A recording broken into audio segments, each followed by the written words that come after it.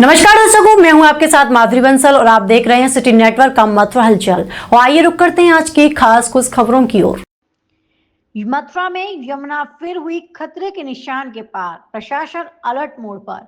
कान्हा की नगरी मथुरा में यमुना के जल स्तर में पिछले तीसरे दिन जल वृद्धि हुई है, जिसके बाद इस बार यमुना खतरे के निशान को पार कर गई है, जिसके कारण घाट पूरी तरीके से जलमग्न है और ग्रामीण इलाकों में रास्ते और खेत यमुना के आघोषों में समा गए हैं। नगरीय क्षेत्र में यमुना के खतरे को देखते हुए पुलिस प्रशासन पूरी तरह से अलर्ट मोड पर है और लगातार घाटों पर गश्त करते हुए लोगों को जल से दूरी बनाए रखने की चेतावनी दे रहा है। उधर आपदा से निपटने के लिए निगम ने गोताखोर एवं स्टीमर तैनात किए हैं और अभी यमुना में इसी तरह से बाढ़ का खतरा बरकरार रहेगा।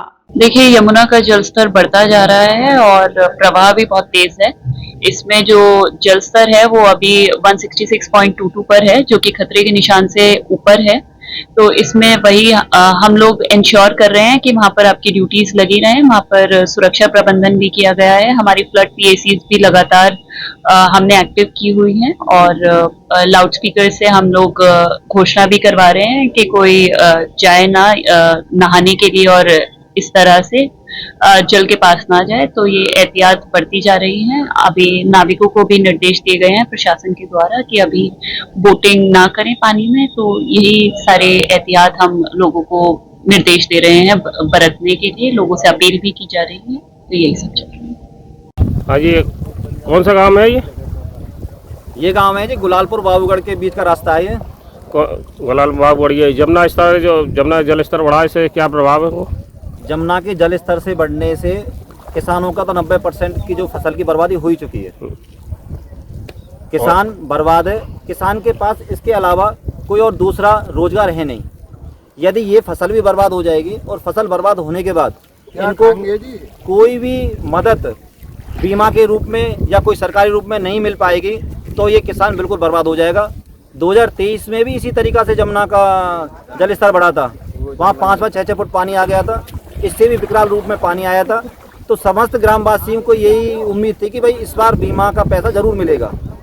2-3 बार सर्वे भी वाले भी आए, उन्होंने हिम्मत बांधी कि भाई आपका पैसा आएगा बीमा का। पूरे किसानों ने हमारे कहने से, प्रधान के कहने से और समस्त अधिकारियों के कहने से बीमा कराया, पर 2023 में एक पैसा बीमा का नहीं आया। हम पुलिस प्रशासन से, अपने अधिकारियों से, बीमा अधिकारियों से, अब की बार कोई प्रशासनिक अधिकारी आए? प्रशासनिक अधिकारी इस बार डीएम साहब भी आए हैं। उन्होंने क्या आश्वासन दिया? डीएम साहब ने आश्वासन दिया है कि बीमा का पैसा आपको मिलेगा और उन्होंने डीएम साहब के द्वारा राशन वितरण भी हुआ है गांव में। और कोई जनप्रतिनिधि? कोई हमारे विधायक जी आए थे। विधायक जी ने भी आश्वासन दिया है कि आपको बीमा के रूप में जो बीमा की धनराशि आपको जरूर मिलेगी। तो जी, आपका क्या नाम है? प्रसाद जी। क्या आप इसी गांव के रहने वाले? गुलालपुर के जी। ये यमुना का जल स्तर जो बढ़ा, इससे कि क्या प्रभाव हुआ? जिससे जी नुकसान है काफी। किसमें नुकसान है? फसल में जी कितना नुकसान है? 90%। क्या कोई मदद मिली शासन से? कोई मदद ना मिली पिछली बार? पिछली बार कोई मदद ना। अब की बार कोई किसी अधिकारी द्वारा कोई आश्वासन? अभी तो सब कोई अभी ऐसी के देते जा रहे हैं जी। अब यहाँ पे आगे पता पड़ेगी मिले या ना मिले जी। पहले भी ऐसी हुई, पहले भी ना मिलो। अब कह तो सब जा रहे हैं जी, अपनी अपनी सब कहें। हाँ जी, क्या नाम है? वही बोल रहे सुरेश। कौन सा गांव? गुलालपुर। तो ये जो इसमें जो जमुना जल स्तर जो पानी आया, इससे गांव पे क्या प्रभाव? सबरी फसल नष्ट, पशु बीमार, आदमी बालक बीमार। कोई राहत? कोई राहत ना मिल रही। ये देखिए, गाँव स्टीमर गांव में जाने के लिए मात्र एक रास्ता सहारा एक बचा है। अगर हाँ जी, क्या नाम है आपको? मेरा नाम गोविंद है जी। मैं वर्तमान में अपनी ग्राम पंचायत गुलालपुर से और बाबूगढ़ से प्रधान हूँ। तो ये जमुना का बढ़ा हुआ जल स्तर आया या क्या इससे क्या प्रभाव? जमुना के जल स्तर का प्रभाव तो आप देख ही रहे हो, चारों तरफ पानी पानी है।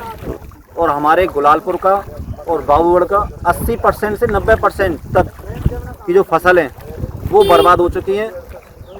और इसी तरीक़ा से पानी आया था 2023 में।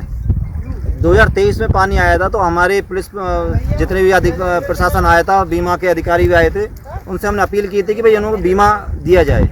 पर 2023 में किसी भी किसान के लिए कोई बीमा नहीं आया, जिससे 2023 में स्थिति बहुत ख़राब हो चुकी थी। फिर 2024 में भी हमारी कोई भी फसल ना हो पाई और 2025 में भी फिर वही तरीक़ा की जमुना का पानी उसी तरीक़ा से आ गया है। अब हम अपील करते हैं कि हमारे किसानों को बीमा का जो धनराशि दी जाए, अन्यथा हमारे किसान बर्बाद हो चुके हैं। इनके पास फसल के अलावा, खेती बाड़ी के अलावा कोई और धंधा है नहीं। यदि गांव में जाने के लिए क्या मार्ग है बाबूगढ़ जाने के लिए? ऐसे बाबूगढ़ जाने के लिए एकमात्र रास्ता ये है, इसमें पानी 4-5-6 फुट भरा हुआ है। आप देख रहे हो जैसे स्टीमर यहाँ खड़ा हुआ है, स्टीमर से ही अब आना जाना बना हुआ है लोग बागों का।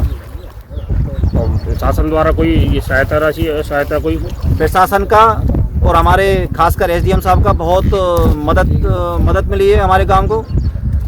राशन सामग्री पहुंचाई गई है ऊपर से विधायक जी के द्वारा, हमारे एसडीएम साहब के द्वारा। हमारे डीएम साहब भी यहाँ आए थे, उन्होंने भी हमारी हिम्मत बांधी है।